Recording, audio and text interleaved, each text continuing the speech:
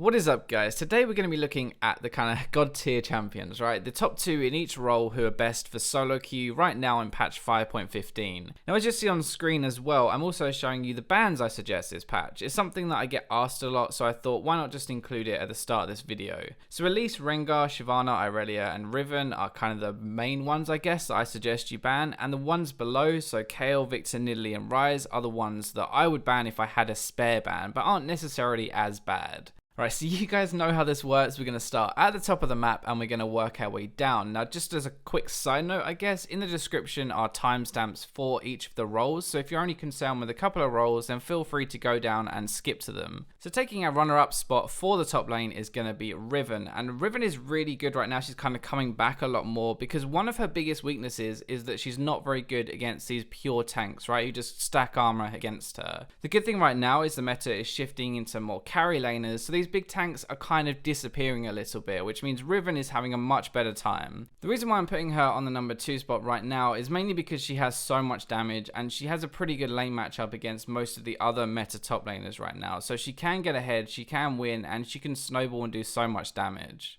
At number 1, we're going to have Irelia, and Irelia is just this huge powerhouse. She can snowball really hard, she can win her lane, and absolutely destroy a mid game as well. A big reason for this is because she only needs Trinity Force to be strong. Like, before that, she can be kind of weak, she can be struggling in her lane, but as soon as you get that item, it's like you flip a switch and suddenly you're killing everyone. I guess one of the bigger problems with Irelia is that she is kind of skill based really in when you go in for your trade and how you actually trade. So yes, you can win any lane, but you can also lose any lane if you play it wrong too. The reason we're going to stick her at our number 1 spot is because she can do well in lane, like she can snowball, she can kill her opponent over and over again, and then transition that into a really good team fight where she either soaks up loads of damage or she kills everyone. So moving on to the jungle, and it is kind of hard to narrow it down to just 2 champions because the jungle is in a quite a good spot right now, and there are a lot of junglers that are good. Now I decided to go with Shyvana, and the biggest reason is because of the Devourer right now and the way it is and how strong it is. Shyvana can turn into this absolutely huge beast mid game, and she can take over an entire game, basically being unkillable while killing everyone as well. So she has crazy clear speed, crazy dueling, like she's really slippery with her ultimate, which makes her good at counter jungling as well, and she doesn't really need flash either, which opens up your other summoner to either be like an exhaust or ignite and make you even stronger in a 1v1. The only problem with Devourer junglers right now is it takes time to ramp up, right? But with Shyvana, it doesn't take as long because you're just so fast at clearing, and I think that's a really big thing as to why she's so good. With Shyvana though, I think it's actually worth the wait. Like, she is one of the few champions where you can just farm, and mid game, even if your team's a little bit behind, you can carry them because you're just so strong. So at number 1 then, no surprise, it's going to be Elise.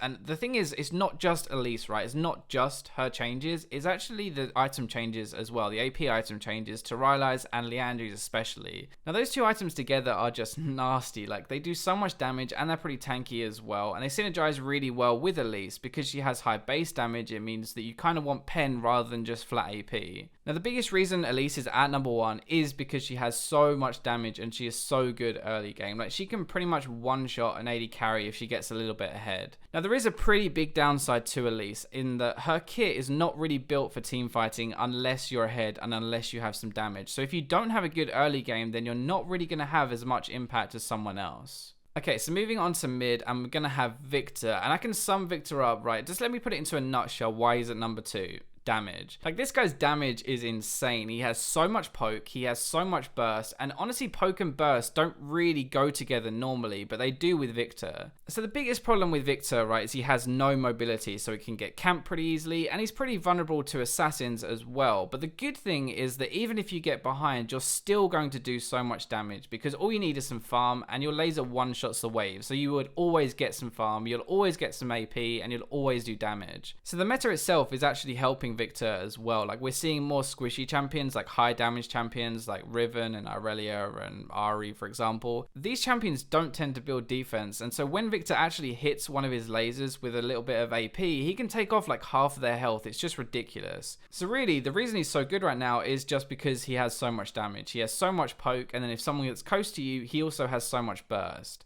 So moving on to our number 1 spot, and I kind of just said that the meta is moving to these more assassin champions, and the best assassin, really like all around assassin I guess, is going to be Ahri. The biggest reason is because she can be an assassin, right? She can build for burst with Luden's death cap and one-shot someone, but she can also build for more of a team fighter. So it's really rare that you have an assassin who can one-shot someone and who is also good in a team fight situation. So Ahri is really good in lane, like she has wave clear, she has a lot of kill potential, and she can often snowball really hard and kind of transition that into roaming, because when you roam you have your ultimate and can gap close so quickly. The reason she's going to take our number 1 spot is because she can set up picks with her charm, she can do a ton of damage, and she's just such a well-rounded mid laner right now. So moving on to the best role of all, of course we're going to be moving on to AD carry, and the first one is going to be Sivir. So Sivir did get nerfed this patch, and that's kind of why she's not number 1 in a little way, but it didn't actually affect her too much. Sivir just has a huge amount of damage and a huge amount of utility, and it's really as simple as that. Someone who does as much damage with her abilities as Sivir should not be doing as much utility as she does. Like, she shouldn't be able to help her team engage as much and still dish out as much damage as every other AD carry. Now, I also kind of thought about putting Jinx here, but the reason I'm not putting Jinx here is purely because we're moving into more of an assassin meta, and Jinx really struggles against these heavy dive assassins. Sivir, on the other hand, actually has some way to deal with them, like her ultimate and her spell shield make her pretty good against people who dive on her, and she can actually do a lot of damage in a short space of time, which is very good against them.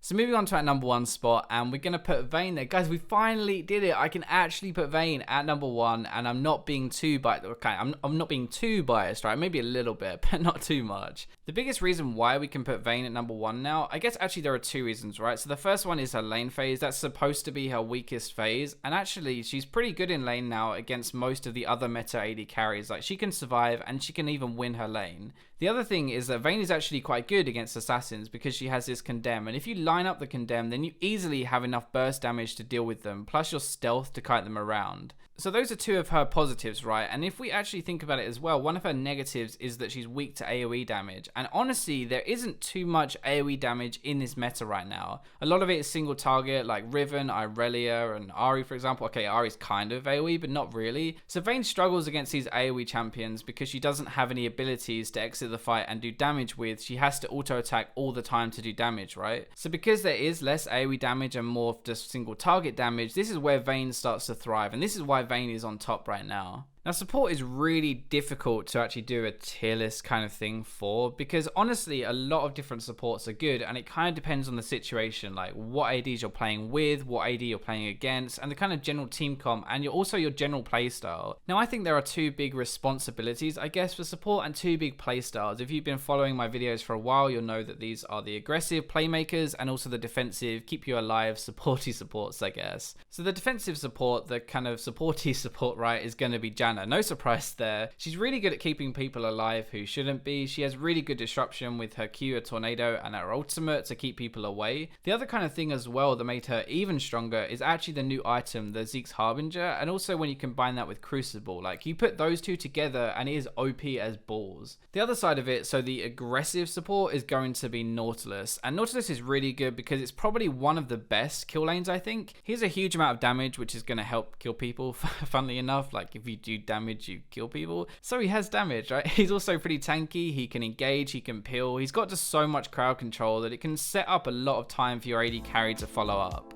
Remember, this isn't like the be all end all, right? Like, I think these guys are the best at carrying games, so if your team gets a little bit behind, then you can really do a lot, and you can really have a huge impact with these champions. As always though, remember to like, it really helps me out, subscribe, and I'll catch you in my next video.